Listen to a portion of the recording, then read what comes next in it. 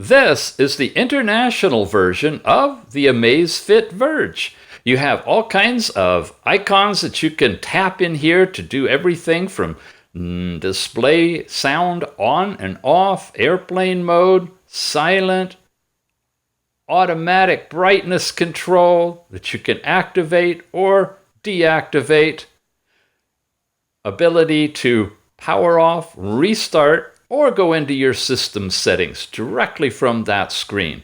You can add widgets like a compass or continuous heart rate monitoring, or a variety of others as well, up to 2 of them on the watch. And you have an app drawer with all kinds of stock installed watches, including health, fitness, and sleep, as well as sports and other activities.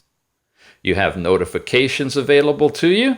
It's in a really nice, small format, attractive watch with a variety of colors and bands, and a 1 button on the side to activate the S voice and interface now with Alexa.